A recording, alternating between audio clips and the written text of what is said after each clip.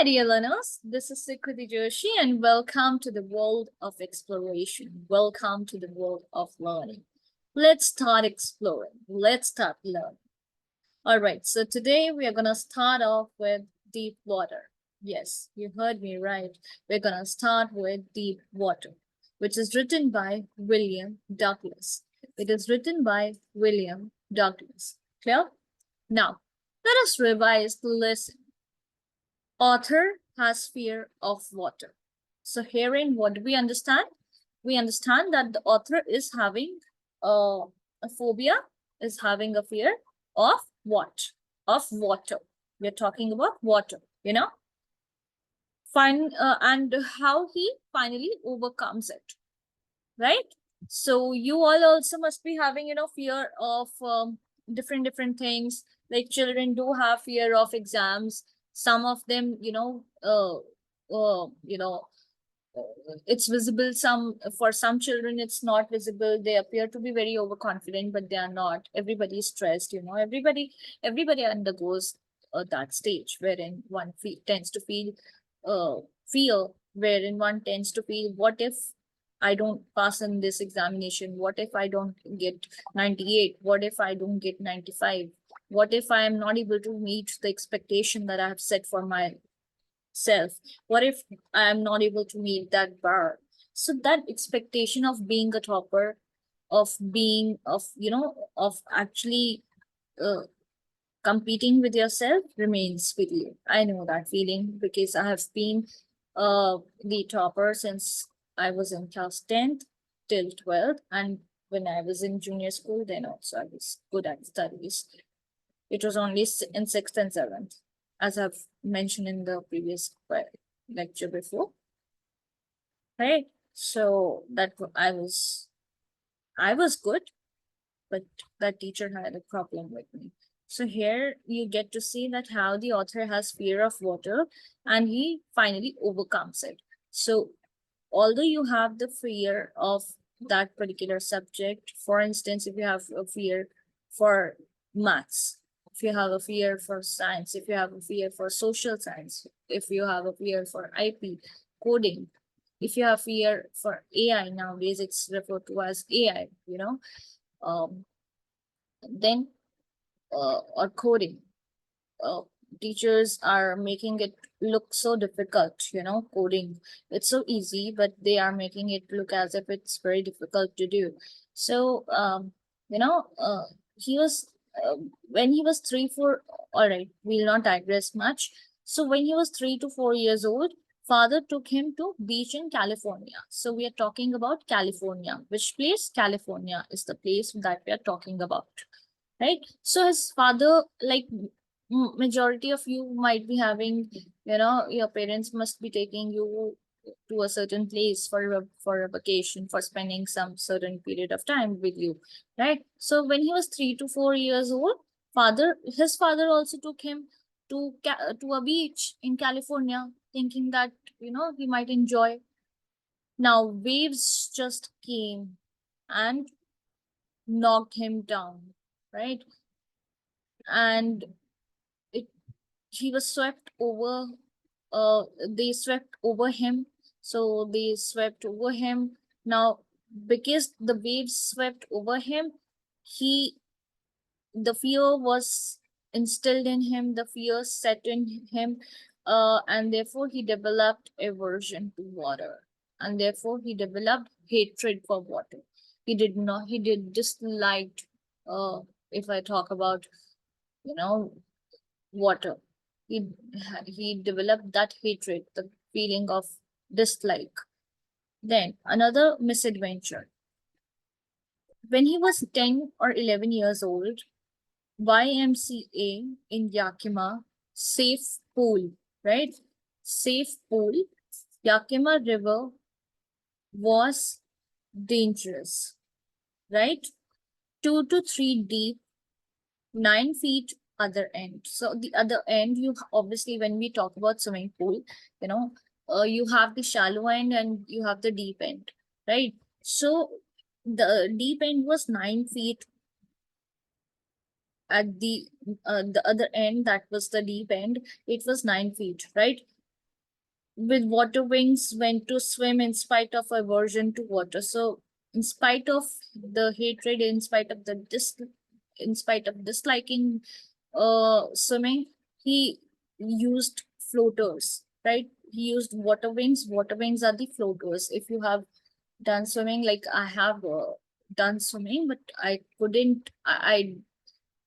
did not understand swimming without floaters, without water wings. I could only swim with the help of water wings when I was very small. I was in fourth and fifth, then I learned swimming, right? Uh, and similarly, a similar kind of incident had happened to me as well. So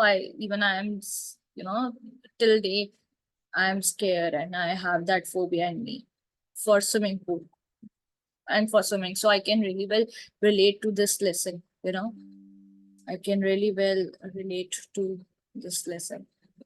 Then 18 years old bully, boy physically strong. So we find that 18 years old, there was a bully, right? A boy who used to bully. Now he was physically very strong. We find that he had uh, a, a proper physique, right? He was physically very strong, and he tossed him the into the deep end, and he tossed the author into the deep end, right? Now, author planned when he hit the bottom, he would jump and come on surface. So now author had made the plan while he was, hit when he hit the bottom, that he would jump and come on the surface. So this was the plan uh, that he designed for himself, right? That he would jump and come on the surface. He went 9 feet down, right? Failed to rise. He failed to rise.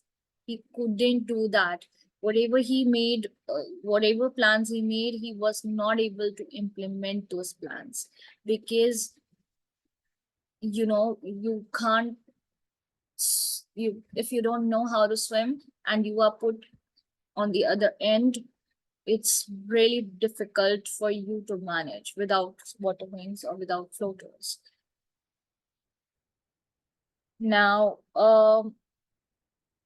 failed to rise, suffocated lungs, ached, head throbbed, fear stricken. Now he failed to rise, he felt suffocated, his lung ached, head throbbed, and he was fear stricken.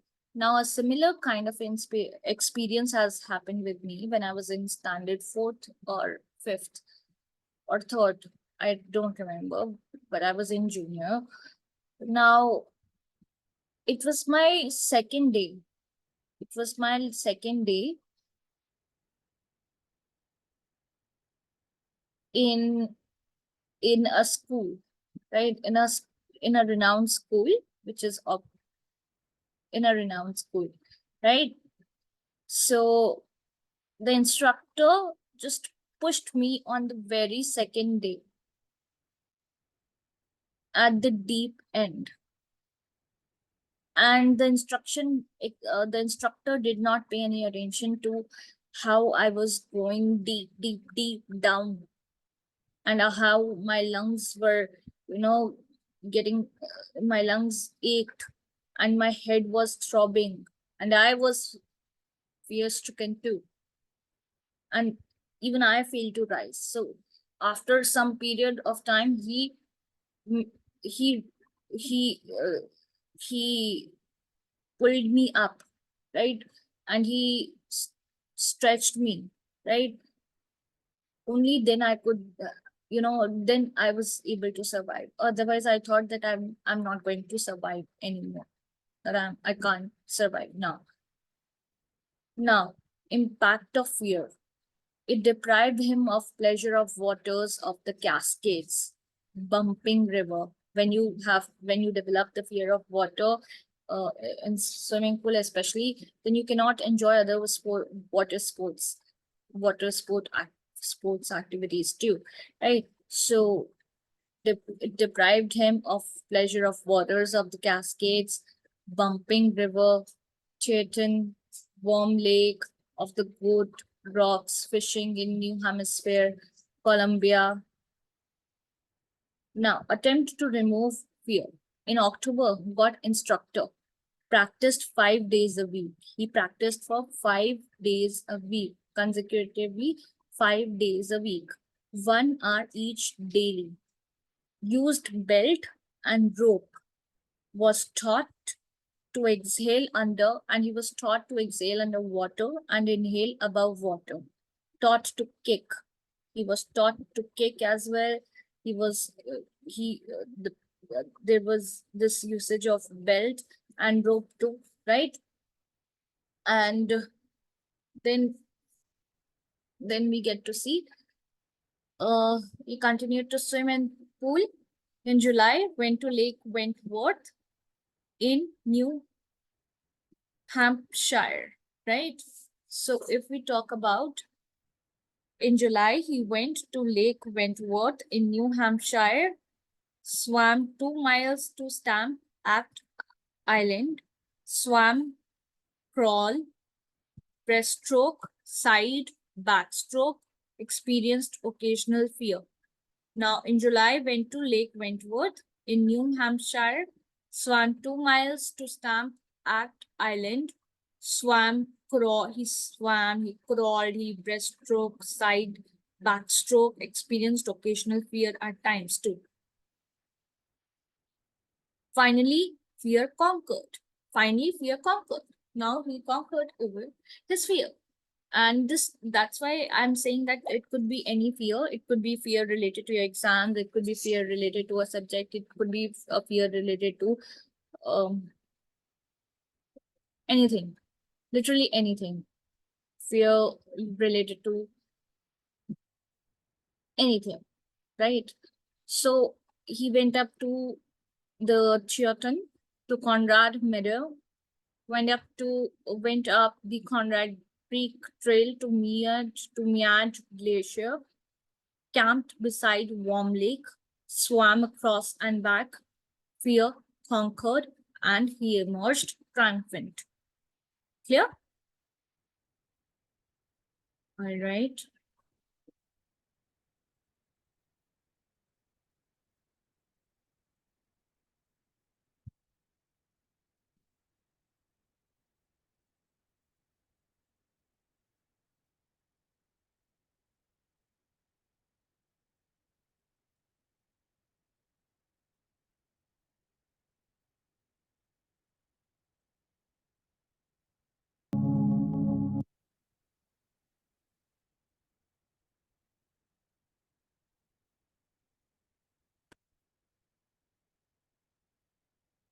All right.